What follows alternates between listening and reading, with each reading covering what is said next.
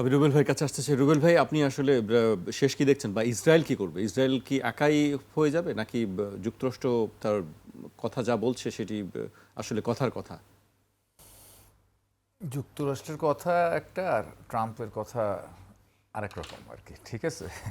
যে কোনটা আসলে সত্যিকারের যুক্তরাষ্ট্রের কথা, এখন আর এই ট্রাম্পের কথা দিয়ে সেটা বুঝতে পারবেন না আর কি। হ্যাঁ, ওই যে সে যে বললো যে আমার জন্মদিনের দিন চুক্তি করব, সেটার জন্য যুক্তরাষ্ট্র কি প্রিপেয়ার্ড কি না সেটা তো আমরা জানি না আর কি। ফলে এক মহা পাগলের খপ্পরে আমেরিকা এবং সারা দুনিয়ার মানুষ পড়ে গেছে আর কি। তো তারপরে তো একদিন দেখবেন যে জাতে মাতাল তালে ঠিক বলে একটা শব্দ আছে, ট্রাম্প কিন্তু অনেকটা তাই আর কি।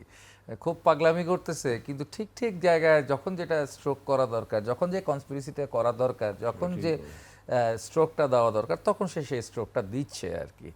ফলে তাকে একেবারে দুর্বল ভাবার কোনো সুযোগ নাই।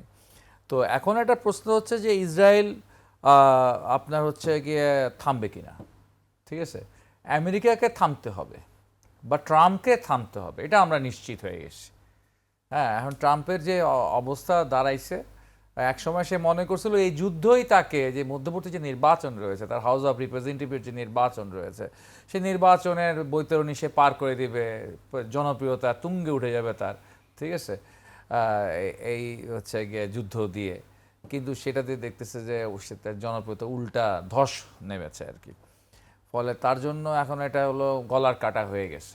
এই জায়গায় একটা সলিউশনে তাকে আসতে হবে, এবং সারা পৃথিবীর অর্থনীতি এবং আমেরিকার অর্থনীতি সব কিছু মিলিয়ে, তেলের দাম মিলিয়ে আরও অনেকগুলো ব্যাপার রয়েছে, এই সমস্ত প্যারামিটারগুলো যদি হিসাব করি, তাহলে হচ্ছে কি তাকে খুব যত দ্রুত সম্ভব, মানে আজকে 14 জুন হলে ভালো, খুব ভালো, সব কিছু স্বাভাবিক হইলে কালকে হইলেও ভালো, মানে যত দ্রুত সম্ভব আমেরিকার জন্য যে এই জায়গা থেকে ভাই ছেড়ে দেয়, ছেড়ে দে মা, কেঁদে বাঁচি, ঠিক আছে? এই জায়গায় ট্রাম্প পৌঁছে গেছে। কিন্তু ঝামেলাটা হইলো হচ্ছে আপনার হচ্ছে জায়নবাদীদের, ঝামেলাটা হইলো নেতানিয়াহুর, ঝামেলাটা হইলো ইসরায়েলের। যে ইসরায়েলের ইলেকশনের সামনে, তাদের আবার সামনে ইলেকশন আছে, সেই ইলেকশনের মুডটা আবার ভিন্ন। তার মুডটা হলো যে সে ভাবতেছে যে এটা যদি হচ্ছে যত দীর্ঘমেয়াদ হবে তত তো আমার লাভ, কারণ হচ্ছে ক্ষয়ক্ষতি তো আমার খুব বেশি হয় না আর কি।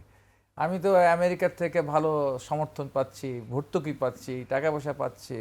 হ্যাঁ, আমার ওয়ার ইন্ডাস্ট্রি হচ্ছে গিয়ে ফুলে ফেপে বড় হচ্ছে। ইভেন কি আমেরিকার মাটিতেও আমাদের লোকদের হচ্ছে, এই যে আমেরিকার যে ওয়ার ইন্ডাস্ট্রি, সেটা হচ্ছে আমেরিকার অর্থনীতির 35% নিয়ন্ত্রণ করে। আর ওই ওয়ার ইন্ডাস্ট্রির মধ্যে আবার হচ্ছে গিয়ে 60% মানে 25% নিয়ন্ত্রণ করে হচ্ছে জায়নিস্টরা।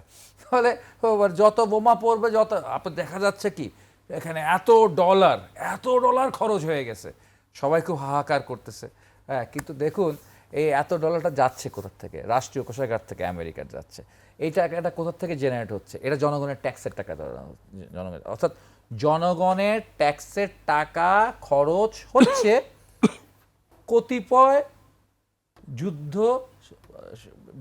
ব্যবসা যারা করতেছে তাদের পকেটে টাকাগুলো জমছে। অর্থাৎ সেই টাকার একটা অংশ জমছে কিন্তু জায়ানবাদী হচ্ছে ওয়ার ইন্ডাস্ট্রির লোকদের হাতে আর কি। ফলে এই যুদ্ধ চলা, একদিকে যেমন গ্রেটার ইসরায়েলের পলিটিক্স আছে, একদিকে এটা আমরা অতীতে সাকিব ভাই আলাপ করছিলাম, আমি আলাপ করছিলাম যে নেতানিয়াহু যদি হচ্ছে এখন যুদ্ধ বন্ধ করে দেয়, ওর কোয়ালিশন গভর্নমেন্ট পড়ে যাবে। কোয়ালিশন গভর্নমেন্ট পড়ে গেলে ওর সরাসরি জেলখানায় ঢুকে যেতে হবে। এটা পুরো আলোচনা আবার একটু মনে করে দিলাম, ঠিক আছে? এইটা তো আছেই, তার সাথে আছে যুদ্ধ যত চলবে তত লাভ, যত চলবে তত লাভ, ঠিক আছে? কেন ভাই হচ্ছে যে মানে যুদ্ধ বন্ধ করবো আর কি, ঠিক আছে? তাদের লাভ লোকসান হ্যাঁ, আসলে তারাই। আর এদিকে মানুষ মরবে।